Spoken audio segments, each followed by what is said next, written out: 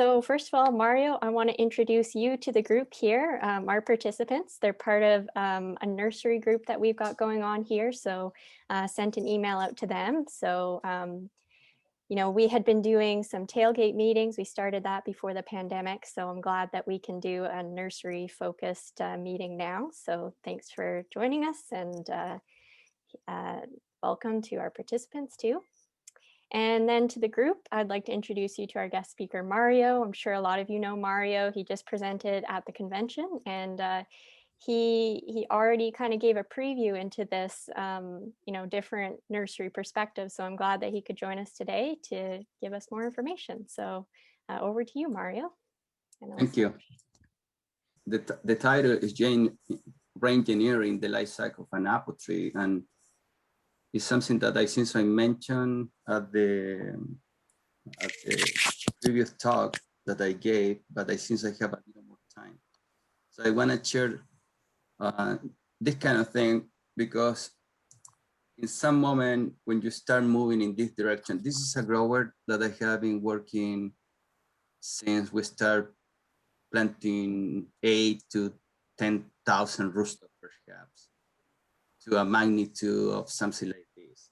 So this situation that I am kind of sharing with you here about the way how to do it, you know that we have only one commercial apple nursery in the Lake Ontario Fruit region, that is Waffler Nursery.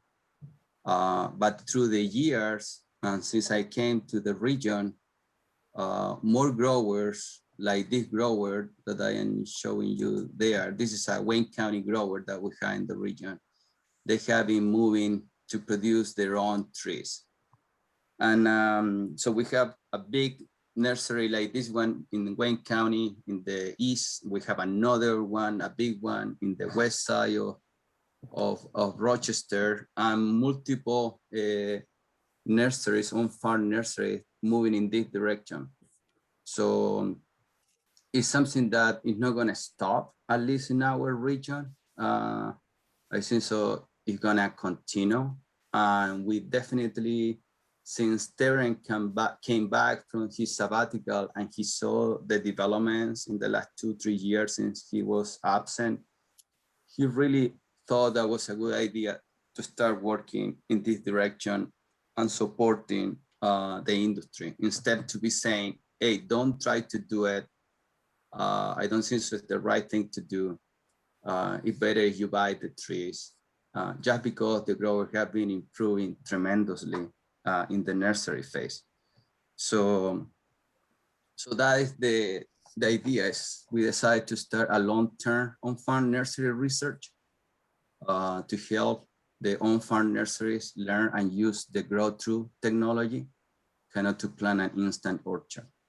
So we began this effort very recently in 2019 with one grower cooperator of the many that we have in the Lake Ontario region. Cherry Lawn Farm is Ted and Todd Ferber, perhaps you know them, where we are comparing bench grafted trees grown either on raised beds covered with black plastic mulch or on flat ground without mulch.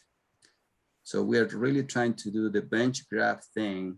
That sometimes the bench graft thing for us works or no works depending on how cold is the soil early in the spring. And I thought that was a good idea, at least to try the plastic approach early in the season. We were also thinking to use warm water to speed up the process, but with the calculations that we did and thinking that perhaps wouldn't be applicable in the future, we don't have that factor there. We are not using warm water to really start this process very early. It's just the plastic mulch that you can see there. So if you see the tree methods, the standard 2-year tree is the typical tree that growers have been producing.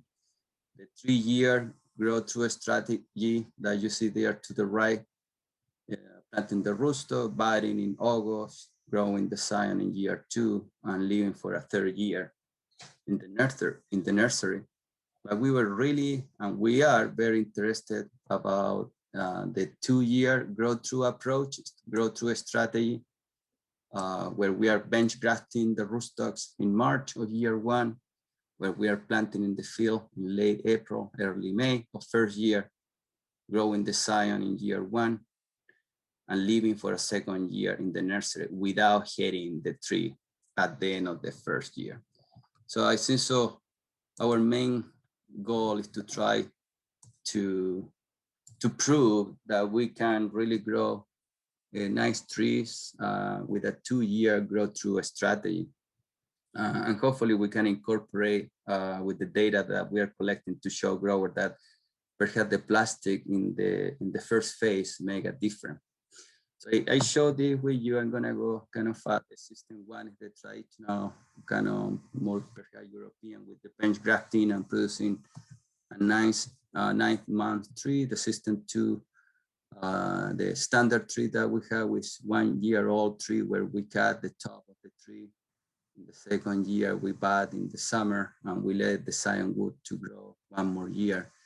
And the system 3 is the bench graft. It started with a bench graft that we see there, cutting the scion wood around 80 centimeters to be able to generate these long feathers.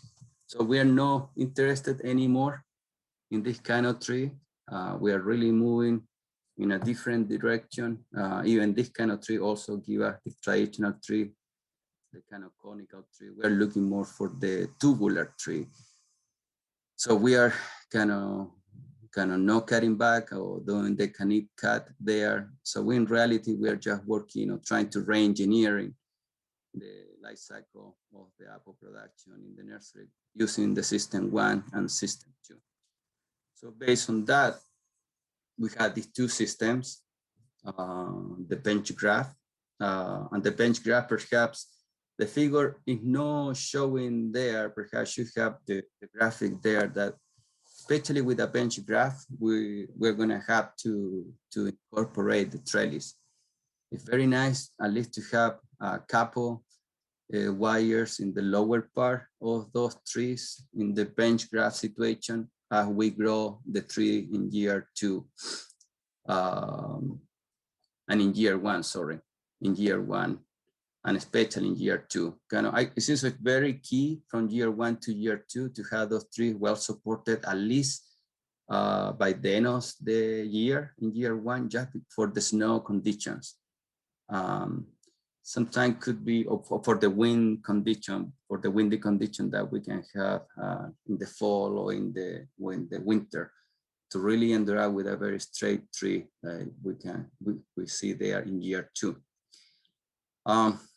There I mentioned less pruning involved in year 2 compared with the more pruning involved perhaps with the year 3 tree in the system 2. That is the traditional, where you are budding in the summer, you're cutting the top of the rootstock and you're letting the scion wood to grow 1 year. In some cases, you're gonna have the feathers that I am kind of showing here. I should use my cursor there.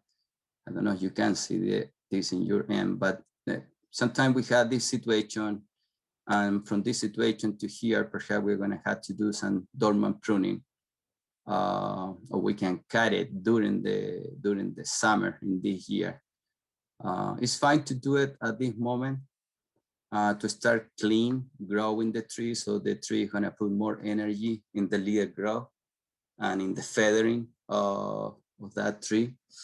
And perhaps we're gonna have a little more pruning. That way I mentioned a little more pruning involved, perhaps passing from this stage to this one in the dormant season, and perhaps some new feathers that are gonna go too big in the summer season of the year 3.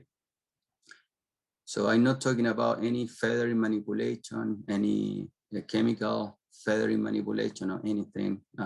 Sometimes we can get the right tree with the right amount of short feathers, 12 to 15, without too much feathering manipulation, just some kind of pinching or pruning. in the year 2 or year 3, depending on the system production that you are using. But that is the goal, to produce a more narrow, more tubular, more telephone post tree, a taller tree that is able to be fruitful very close to the trunk in this case. So this is one of the first ones, 2-year growth through tree that we saw with a lemon fruit farm. And even though here is without the plastic mulch, years ago, even before we started this project, Rod, Jason, Jose, they were comparing the bench graph approach with the standard, with the 3-year production. So this is one of the first blocks in the nursery that they produce with a bench graph, and that's what I'm showing you. That is already late summer. It's already pruned. So I'm trying to show you there. Let me see if I can show you some of the pruning cuts. They're very clear, the bench graph. But there, I don't know, you can see that there was a pruning cut done in the summer in those shoots. So you can really see it's a kind of a fruiting wall. It's some pruning manipulation. There you see a long shoot going in that position. But I tell you, this shoot that is going in a vertical angle too narrow here, it's gonna be pruned before this tree is gonna be planted. So it's gonna be some extra pruning done here from the 5 feet and below that for whatever reason wasn't touched during the season, during the summer season, and to be able to have everything short, no more than 3 or 4 finger length. This is the first 3-year growth through tree that we produced. The grower is Chip Bailey in Wayne County. It's a great grower.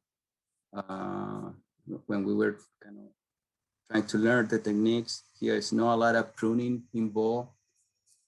We let it go, the trees. We were interested about the trellis design and so forth. So it's a very unique trellis. Perhaps you don't see it, but it's just two wires, one in the left side of the tree, the other one in the right side of the tree, one below and the other one above. So the tree is kind of bouncing around those two supports. So it's a very simple trellis system for all the kind of, compared with all the trellis support systems that have been designed in the region for this kind of trees. These trees are very tall. Chip horticultural skills are huge. So he is able to grow huge trees, beautiful trees, perhaps too tall, too big. When these trees were dug, in the fall, or ready to be planted, they were put in the bins with sodas, and they were moved in a truck, long trailer. Later we figured out, we realized that we needed to call the firefighters to take out, pull up the lines of power, of phone, telephone lines, or all the lines that you have in the street. There in Wayne County, we have the things buried.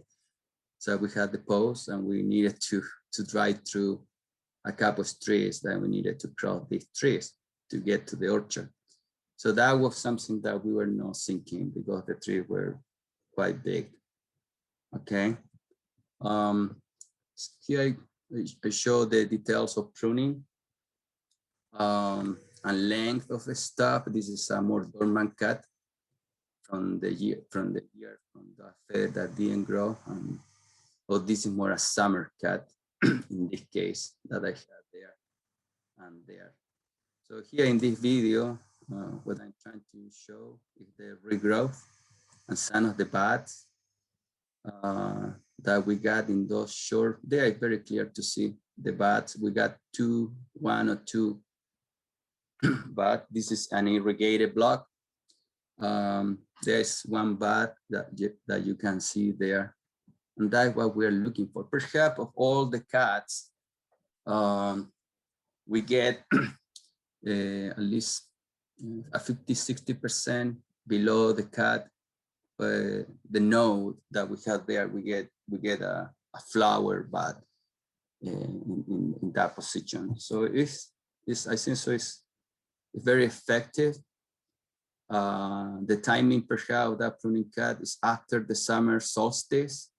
So kind of we start seeing that more from the mechanical pruning cut kind of by June 21st. And after that is the moment that we start doing all the cuts, whether it's in the nursery or whether it's from the mechanical pruning cut that we are doing early on in Premier. Premier being the first one that we start doing some kind of mechanical pruning, at least in our region. So I want to share that kind of timing, perhaps the summer solstice, June 21st.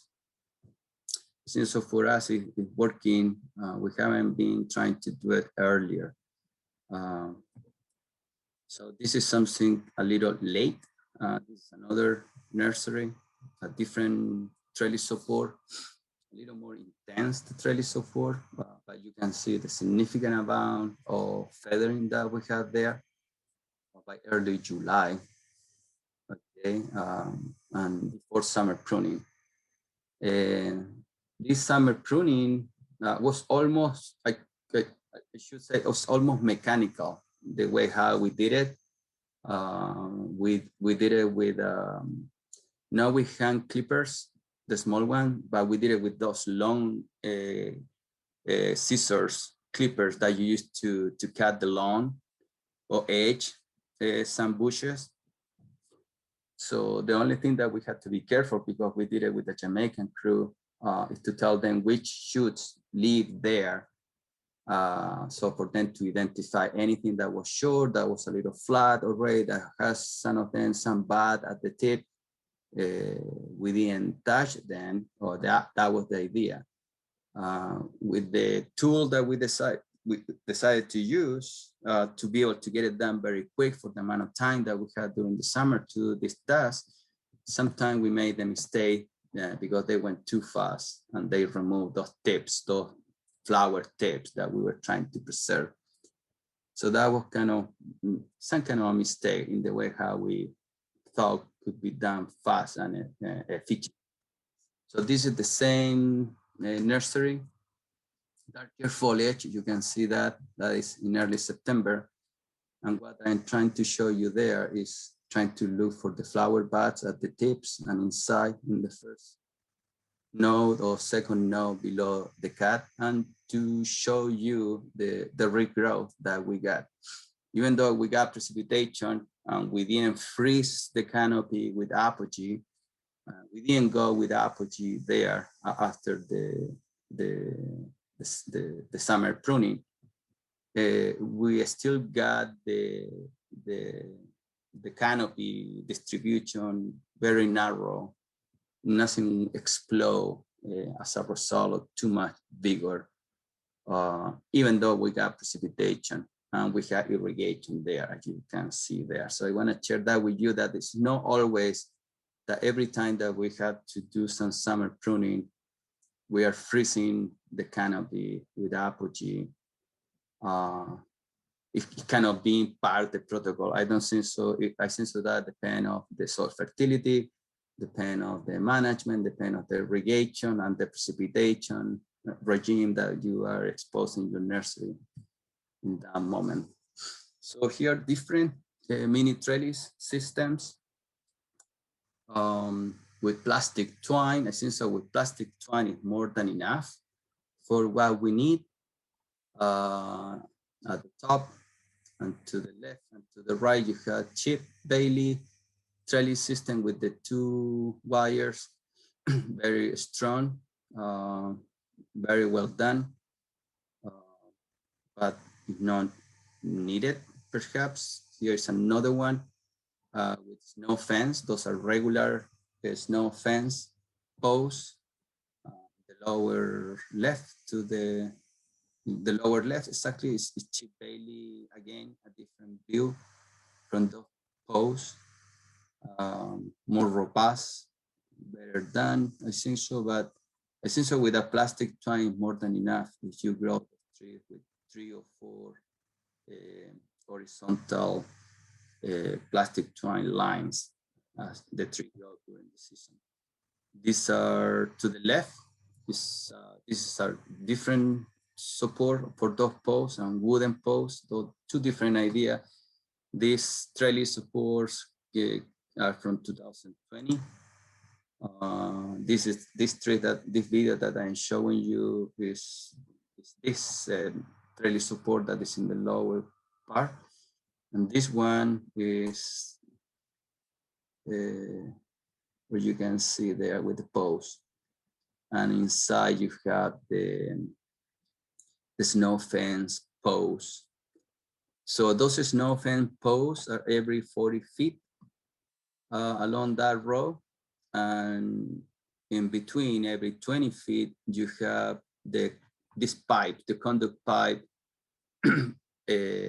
carried to 4 or 5 feet tall. You don't see it there, but those are also buried along the row, like in this case. So our short ones, okay, that go in addition to have every 40, 50 feet the snow fence post, the growers are also using this aluminum post in the middle to have extra support when the rows are very long.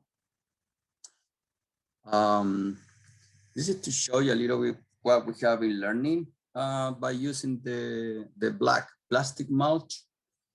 When we planted the bench grass the first time in 2019, and we went to measure the tree height of those trees with and without the plastic mulch, we saw significant difference in tree height when we measured those trees.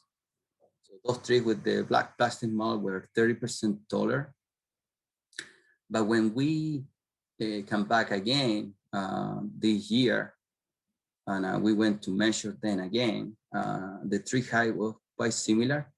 So there are no significant difference in 2020, but we can see that those trees with the plastic mulch ended up a little thicker with a bigger tree caliber, 50% larger.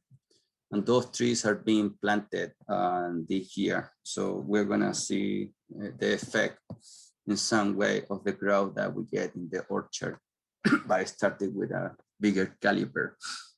I imagine the root biomass should be bigger. We're gonna be seeing that planting this spring.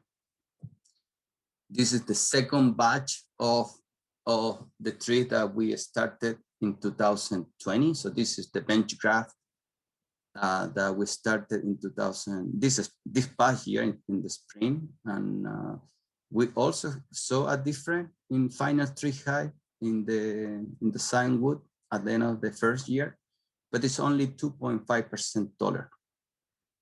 We're gonna come back again and we're gonna measure those trees in 2021 and see if those trees are gonna end up being the same like the previous batch of bench grass, or perhaps the trees with the black plastic mulch are gonna end up being a little taller. We're already seeing a difference in the caliber, in trunk caliber, a little larger for the trees with black plastic mulch, and perhaps that difference could be increased when we measure again next year in November or December of 2021, this year. We are also tracking the temperature with these soil sensors, soil probes. So we are kind of placing them at 7, 8, 9 inches depth, kind of 15 centimeters along in each of those flags that you can see those pictures. There is the bench grass that are gonna go without the plastic, the bench grass that are gonna go with the plastic. And in each of those positions, I had these soil probes buried during the season to be able to see the difference in soil temperature. In 2019, we had greater soil temperature that we were able to measure with the black plastic mulch. We had 6% more heat units with the use of the black plastic mulch, greater soil temperatures, again, with the second bench graph experiment that we established last year, and 8% more heat units. So it's obvious the soil is warmer, and hopefully if we do it commercially, I think so that we should lay out that plastic mulch at least 3 or 4 weeks in advance as we wait for the caillou, for the bench grass to be ready.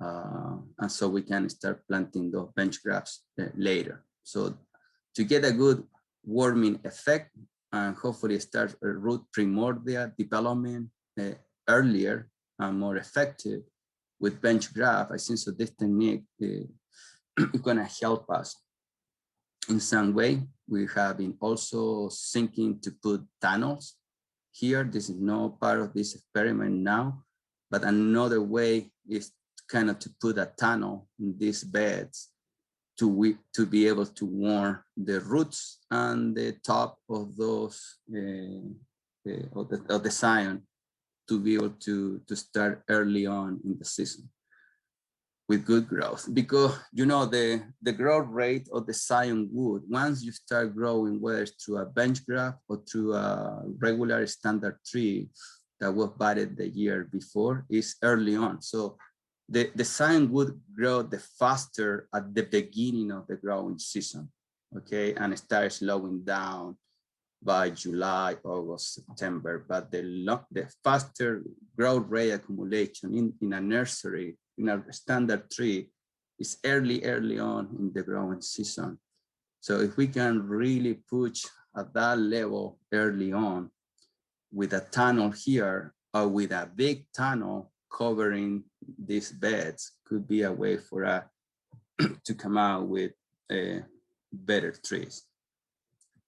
So final considerations, I decided to write this, to include this information here because perhaps could be some of the questions, so you can have the information.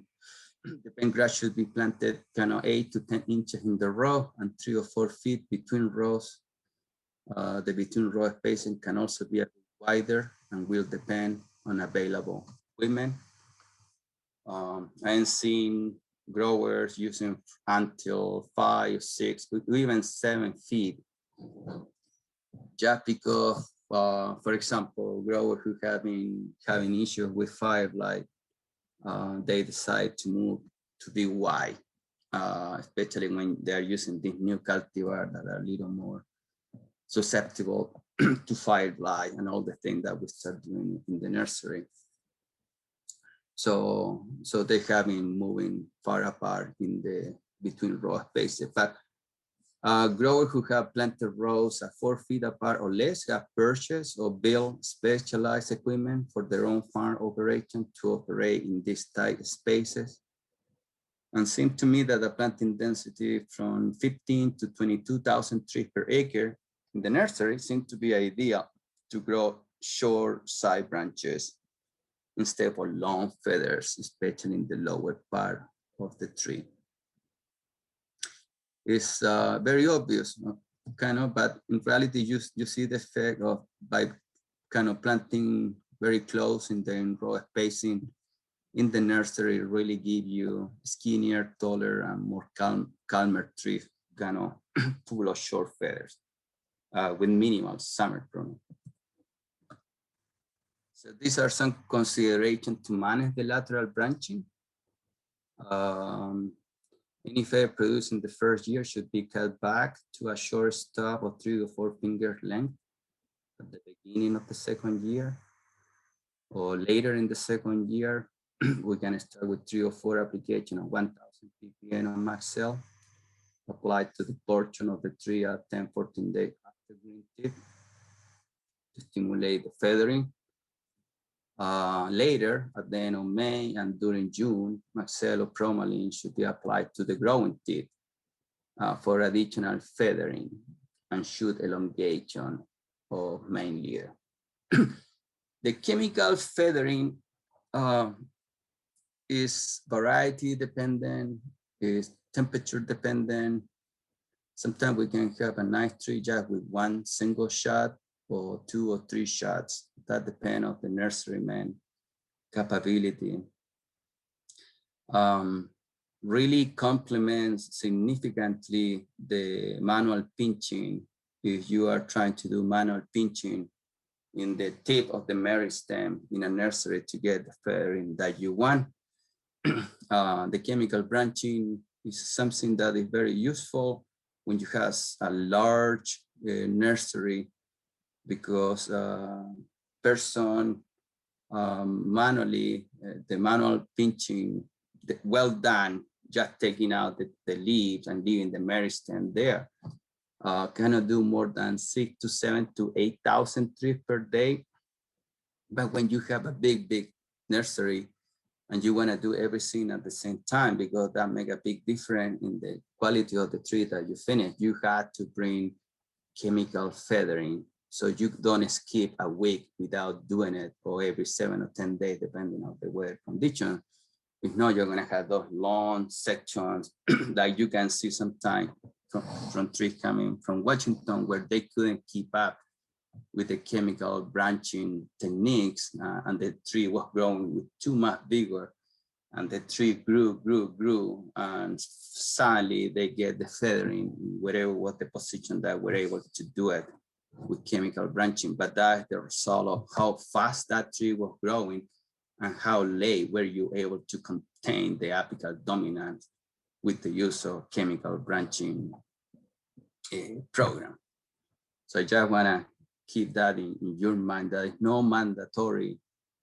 You can do a good job just with pinching, manual pinching. You can do even a better job with manual pinching, and on top, putting a pass or a chemical branching agent there that perhaps is the best approach. Managing the length of the feathers, avoid the production of long feathers. Manual pinching back or strong growing feathers should be done twice in early and late June, but that, again, that depends on how intense is your work.